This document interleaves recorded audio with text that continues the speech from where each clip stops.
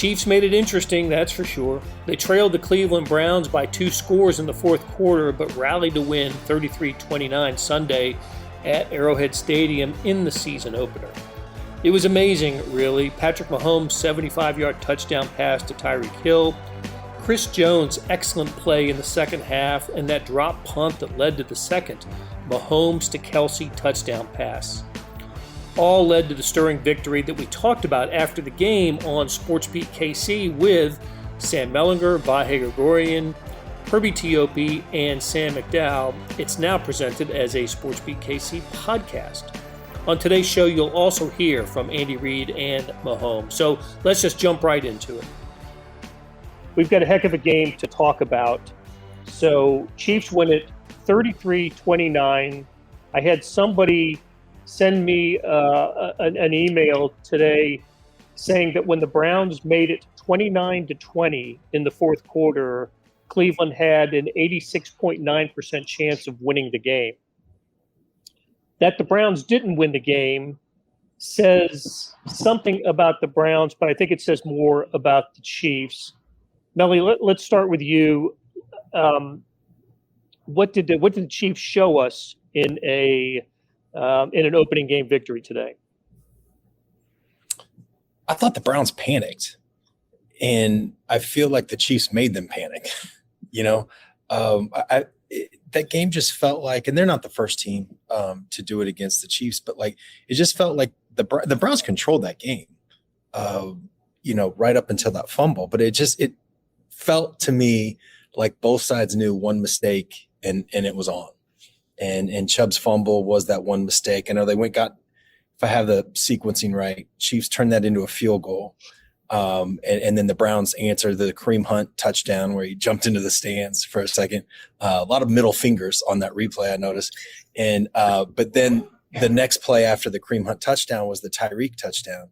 And at that moment, the Chiefs still trailed by 2, right? But at that moment, like I don't know about you guys, but I'd stopped any sense in any of the files I was working on that the Chiefs were going to lose this game. And they were still down 2 points in the fourth quarter. There's just they do it so fast and they know it and whoever they're playing knows it. And I just feel like it puts this additional pressure on the opponent that they've got to play perfectly.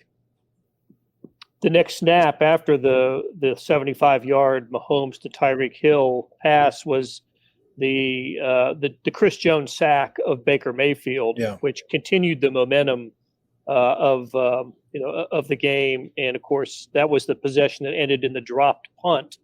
What a play by the Cleveland punter. Andy Reid said he thought the Arrowhead crowd noise may have affected that after the game.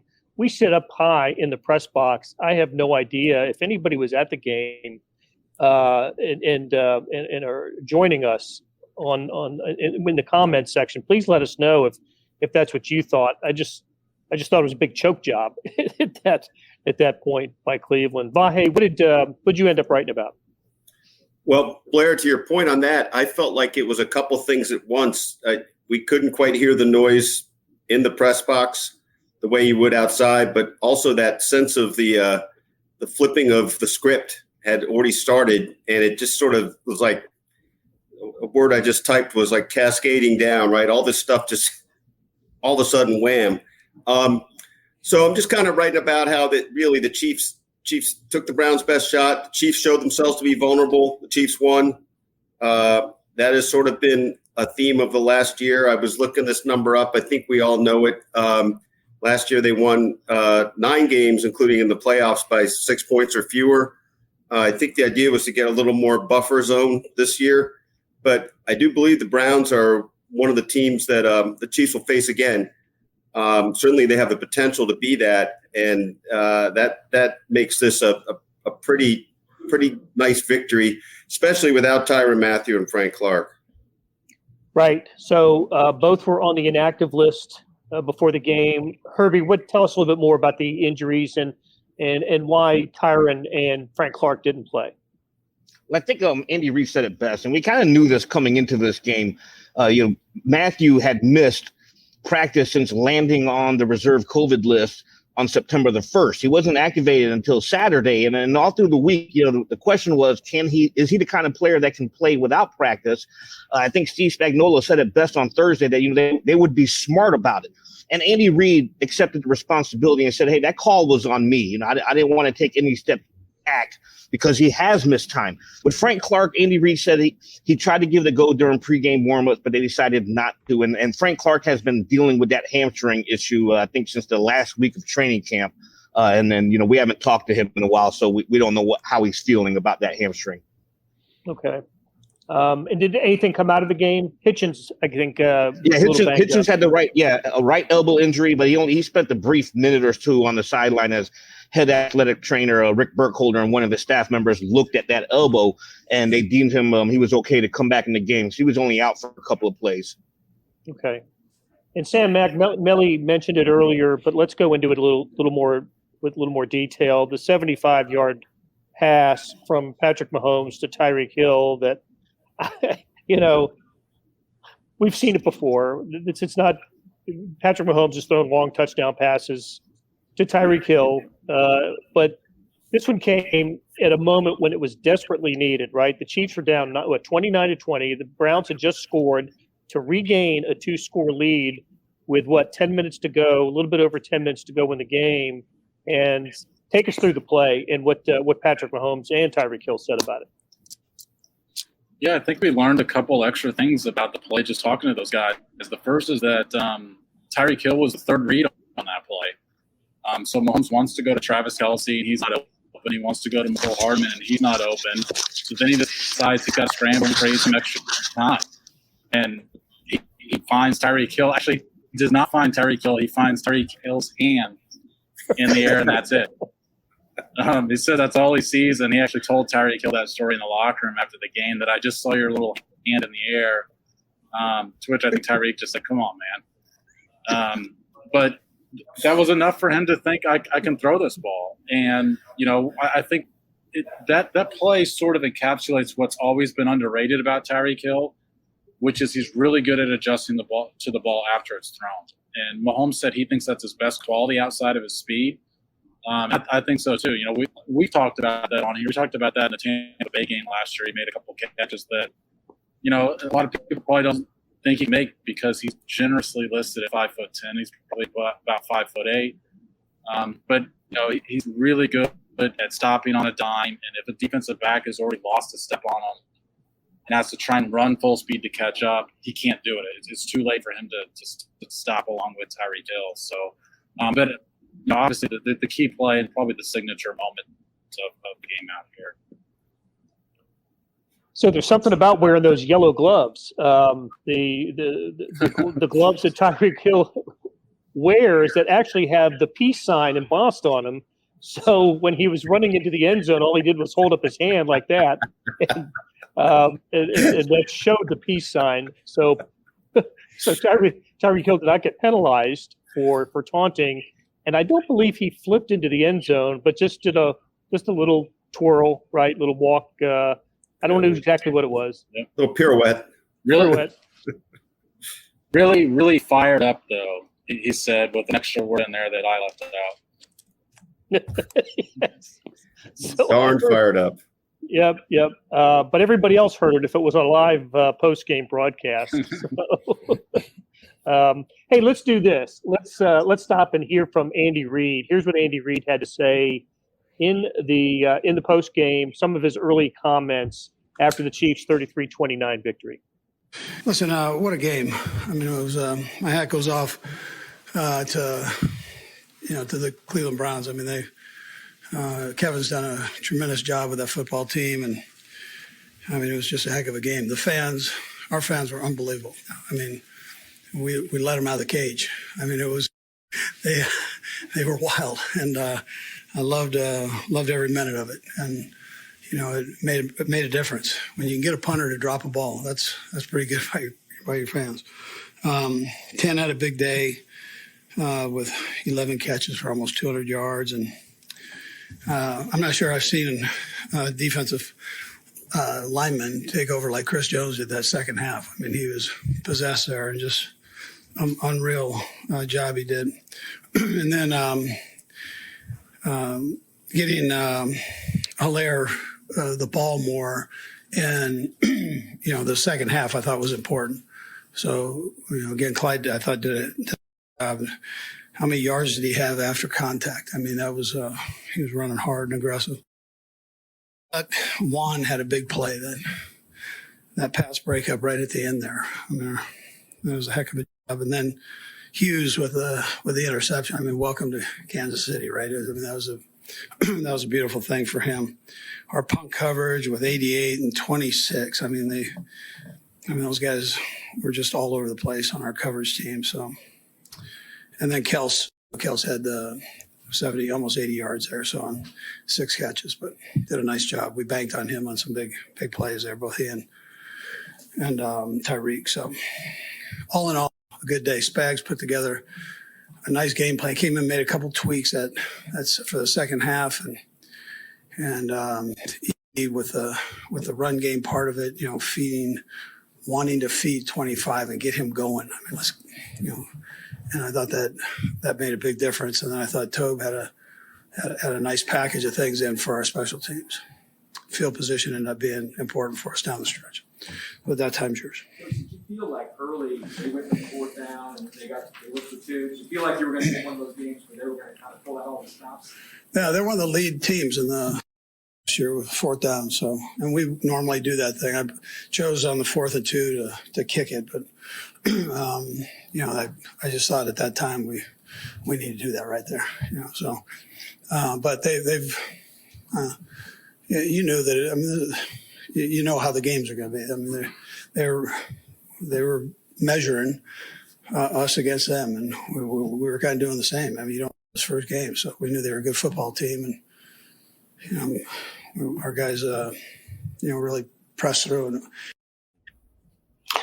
Okay, so there was a lot to like, according to Andy Reid, and there was a lot to like. We will talk about some of those and some of the things not to like about this. But before we do have some audio from Patrick Mahomes. I believe it's on the Tyreek Hill play. So let's hear from Patrick Mahomes. He's a little dude, but he goes and catches it, and he's pretty fast. So usually good things happen. He said he's always going to adjust to the ball better.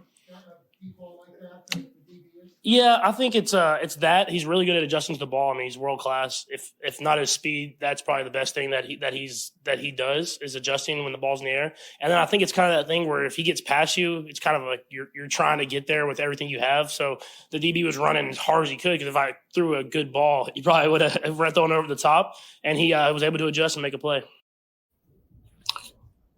First of all, Herbie, I noticed on that clip the stats for Mahomes, 27 to 36, 337 yards and 3 touchdowns. There are some additional Patrick Mahomes stats for September, are there not? Oh, yeah, he's now 11-0 since becoming the starter for the Chiefs. And I believe he also broke Kurt Warner's record for yards passing for his first, 3-4 seasons as a starter. Yeah, Mahomes is special. I mean, what more can you say? I mean, we're up in the press box, and he rolled right and threw that bomb to Tyreek Hill, and I just said, wow. That's all I could say was just wow. And I think you hear other people in the press box saying the same thing. But, with Mahomes, you're just never out of the game. Hey, Blair, I just want to say one thing real quick. We've gotten so used to Mahomes doing Mahomes things that I think Andy Reid listed something like 17 people between jersey numbers and names and did not mention Mahomes in that opening burst. I just thought that was kind of interesting State of the Union. So maybe they'll get on the same page this week. There are some additional Patrick Mahomes September stats. I believe now in the month of September, in the last 3+ seasons, 35 touchdown passes, no interceptions. Now, you just say, look, September wonder, what can he do the rest of the year? Well, he does some pretty good things for the rest of the year as well. But what is it about, Sam, what is it about Patrick Mahomes in an Andy Reid offense at the beginning of the season? I can think back of opening games like Jacksonville a couple of years ago where, that was the Sammy Watkins game. And heck, Mahomes' first game as a regular, as a full-time starter, 4 touchdown passes against the Chargers out at the soccer stadium. So, Melly, what is it about Patrick Mahomes and the Andy Reid offense early in the season?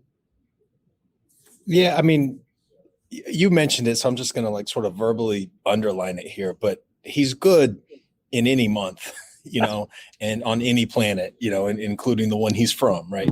But I also think that I'd be curious, and I don't know this, but I'd be curious to see what Alex Smith's numbers were in September, to see if he was sort of statistically superior in that month compared to the others.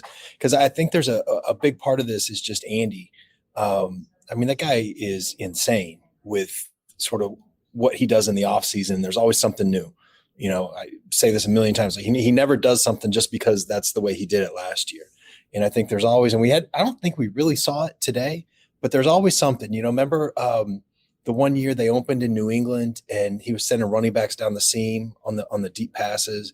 And, there's always some new little thing that the Chiefs do in September that everybody else is sort of copying immediately. What was that route that they did it in Denver, the game that he got hurt actually, where, the receiver comes across the middle and then up the sideline. And that's when they hit him, sort of isolate a linebacker. There's always like these little wrinkles, and you never know what they're going to be. And I think that gives the Chiefs a pretty significant advantage early on as well. May I say something real quick? There are some new wrinkles, but the one wrinkle I think they need to get rid of when they're inside the 5-yard line is an underhand pass to Mike Remmers, trying to sneak that in. Get rid of that one. Just get rid of that one. I love the Blake Bell sneak, though. That was awesome. I counted 3 kind of gimmicky plays for the Chiefs, and we thought with the new offensive line, maybe we had seen the end or at least a great reduction in the gimmick plays. The only one that worked was the Blake Bell in motion and then, lining up under Creed Humphrey to take the snap to go 2 yards for the first down. I don't know how I feel about it, but how about the offensive line in general? That was obviously a big point of conversation going into the season, and certainly this week before the game. Sam McDowell, how do we feel about the offensive line?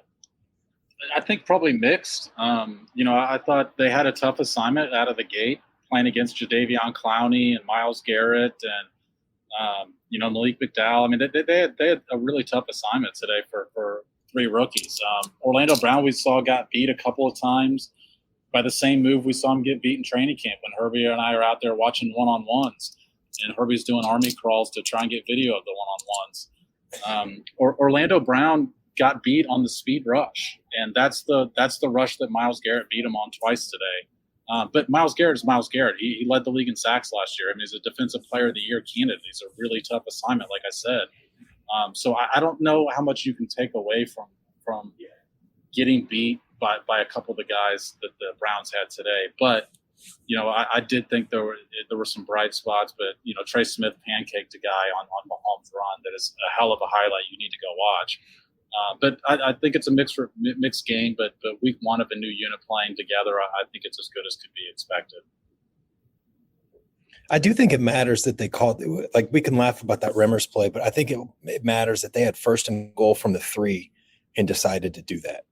I think that's, one thing Therese always used to say, right, is like Andy Reid will never tell you in a press conference what he's thinking, but he'll tell you everything you need to know by what happens, during training camp and the stuff that we can see.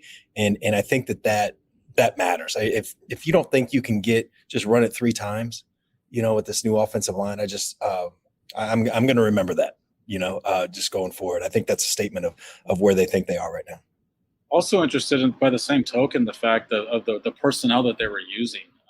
We didn't see a whole lot of Darrell Williams and Jerick McKinnon particularly today. I only saw Jerick McKinnon on the field for 1 snap. I don't know whether that was the only time he was on the field, but I think Darrell Williams ended up with just 1 or 2 carries. They tried to get Clyde Edwards-Helaire going. I think it is a point of emphasis. We heard Eric Bieniemy accidentally say it 2 weeks ago that they were going to run the ball more, and then tried to correct himself and say, oh, well, I meant more effectively. Andy Reid credited Eric Bieniemy with running the ball. Sort of implicated that it was his idea to try and get Clyde Edwards-Helaire going. Us in the press box, I hate to sound so cliche. I'd love to watch the tape.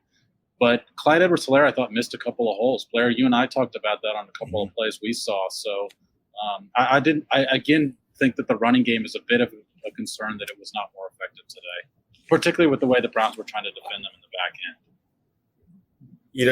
And it was also – well, Andy brought up a couple different times, Sam, just about like it was really good to see Clyde get going, really good to see, establish. He brought that up like 2 or 3 times to the point where I was like, did I miss something? Like, am I just dead? And I looked at the stats. No, he had 14 carries for 43 yards. They averaged, I think, 3.2 yards per rush as a team. That was interesting to me as well, like kind of the disconnect between, what he said post game and what we saw on the field. Yeah, I agree with all that you guys are saying. And the number, I think Blair pointed this out. I hadn't thought of it till he said it around halftime. But the longest run the Chiefs had in the first half was Patrick going 5 yards. Yeah. And, 14 for 43 out of your what was the expression Tyler Beatty used the other day, Blair? Your horse bell, your cow, your work cow. But out of him, they need more and better. But to Sam McDowell's point, I mean, you have to call it mixed when you're getting 33 points against this defense. That seems like that's pretty good for an offensive line that's still very much part of all the other things that happened. Yeah, Brian says that he thought Clyde should have been more of a cutback runner. That's one of the great advantages that we have being as close to the clouds as we are where we sit, is we can see the holes that open up almost as if you're on top of like a drone view of the stadium from where we sit. Blair, you were the ever optimist finding a silver lining in the view that we have of the field. That is so your personality to pull out a positive from the view that we're sitting and watching. Barbara said the tight end sneak was new. Absolutely. Had not seen that. That was interesting. I wonder if there's going to be a pass at some point, because you can't have that tight end sneak. Like the next time Blake Bell comes under center, everyone's going to be expecting the sneak, right? So I'm wondering if there's more to that package than the play we saw today. Paul asked us to rate the performance of the lines. We talked about the offensive line. How about the defensive line? This is a defense that gave up 318 yards in the first half, 457 for the game. Hey, it's Blair. We have a special subscription offer for SportsBeat KC listeners, unlimited digital access to the Kansas City Star's award-winning sports coverage. Sign up now for 1 year of Sports Pass for access to all the sports news, features, and columns presented on the kansascity.com site, and it's only $30. That's a 40% savings off our regular rate. Your subscription will automatically renew after the initial term at $50 unless you tell us to cancel. Your subscription helps support the sports coverage of kansascity.com and the Kansas City Star, and that support has never been more important. Please visit kansascity.com/SportsBeatKC offer to get this special offer. And as always, thanks for listening. And we're back. Okay. All right, Herbie, what about the defensive front of this? What kind of game do these guys have? I will tell you this, because I know like you and I, we sit next to each other in the press box, and we both noticed in the first half, they were getting hardly any pressure on the ground. And that's how Baker Mayfield was able to have his good game. I think their first 2 drives, 150 yards. They were able to convert 2 fourth downs on consecutive drives, and a lot of that had to do with their ability to command the front line and in the trenches. And the Browns have a good offensive line. They returned 11 of their starters on offense. So I mean, they had that chemistry, they had that foundation. But kind of like the offensive line, I'm going to use the word that Sam said. It's a mixed bag, because that first half it didn't really do anything to really impress me. But then Chris Jones emerged in that second half and took over. So they had some good and they had some bad. And obviously, they played without Frank Clark. But yeah, it was kind of like, what are they doing out there? Because they looked lost in that first half. Yep. Hey, Sam McDowell, Andrew asks, how much better can this defense be with Tyrann Mathieu, Frank Clark, and Willie Gay? I think considerably better. I think of those three, we talked about it. Tyrann Mathieu, I think, would have made a big difference tonight. Yeah, I thought Tyrann Mathieu and Willie Gay specifically, because when we looked at the halftime stats, I mean, it was the running backs and the tight ends who were tearing them up. Even in the passing game, the running backs were having big days just at halftime. And the wide receiver, other than Schwartz, Jarvis Landry got held to one catch in that first half, and when the Browns had 9.9 yards per play. So I thought Willie Gay, I mean, that's the biggest improvement that we saw him make at training camp, was how he was doing in coverage. And that's the piece I thought they really missed today. Tyrann Mathieu, I mean, that's self-explanatory. I mean, we know what he can do, but I just think it's under the radar, the fact that they're missing Willie Gay today. I think he would have done wonders for their pass defense.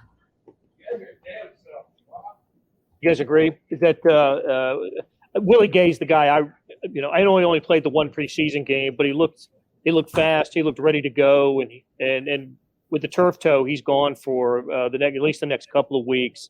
He's the guy I really want to see play on this defense. But we did get to see Nick Bolton and Herbie. Is that right? Did Nick Bolton lead the team in tackles tonight? Yeah, he tied for the most tackles with 2 other players to 7 tackles. He also had that tackle for a loss. We'll probably talk to him Wednesday, though. So we'll get his reaction on how he felt, how he played. And I know, we asked Chris Jones after the game how his thoughts on how Bolton played, and he said, "Hey, he was flying around." So Bolton did have a good game. Okay. Hey, I know we're having some connection problems, so we'll wrap it up here. I really appreciate everybody sticking with us and your questions and comments. A lot of great ones tonight. So thank you very much for that. Let's go with some final thoughts. We'll start with Vahe. Anything you see tonight that they should that worries you about this team's, I don't know, place in the AFC or next week at Baltimore? Excuse me. I know I'm a little verklempt myself, Vahe. Yeah, I'm a little verklempt. No, I just think we need to remember that they've got it's a little thorny in the early going with their schedule.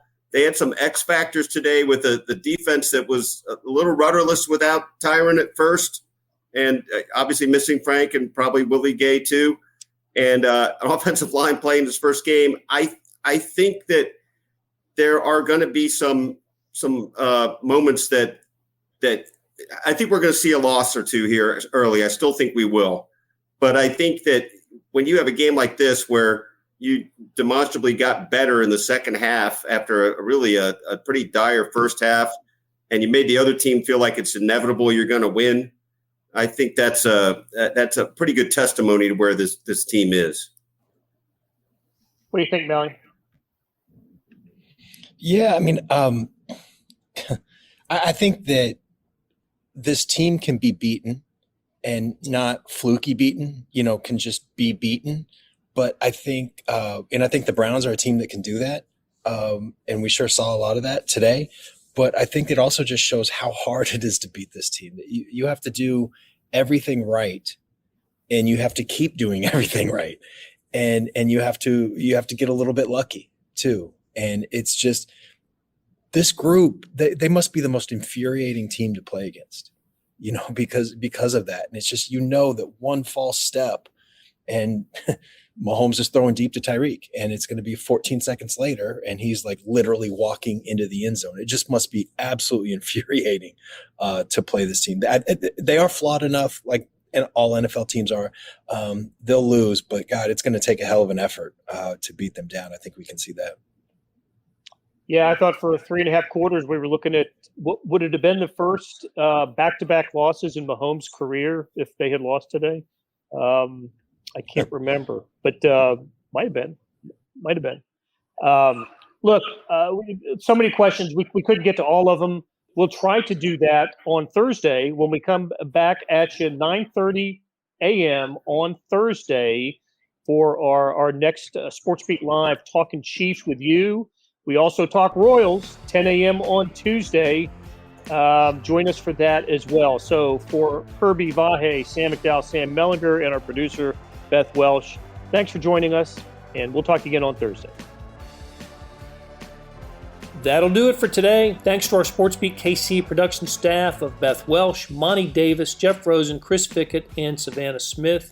Tip of the cap to Herbie Teope, Sam McDowell, Vahe Gregorian, and Sam Mellinger for Talking Chiefs. Links to stories about the Chiefs' victory over the Browns on Sunday can be found in the show notes and on kansascity.com. Hey, got another deal for you. You can subscribe to Sports Pass for 99 cents a month. That's right, 99 pennies a month. Sports Pass is the online version of the Star Sports section. You get all the stories that appear in the print editions of the Star, plus additional stories that appear only on the website. And of course, they're posted first on kansascity.com. After 3 months, it auto-renews at $5.99 a month unless you cancel. How do you get it? You go to kansascity.com/sportspass2020. That's kansascity.com/sportspass2020. But I got to tell you, I'm burying the lead here. The real news is the Star's new e-edition. It's a replica of the printed newspaper on your screen that comes with your digital subscription. And now there's an updated sports section produced separately that goes along with it. When you open the e-edition, there's a box in the upper right-hand corner. You click on that and you can access a sports page that includes all the late afternoon and evening news. Today's section is 35 pages full of Chiefs and NFL coverage, as well as the Royals, Major League Baseball, U.S. Open tennis, everything. It's incredible. Listen, however you get the Star, I want to thank you because you're supporting the best sports and news coverage in Kansas City and helping us produce programs like SportsBeat KC. Thanks for listening, and we'll be back on Tuesday with another episode.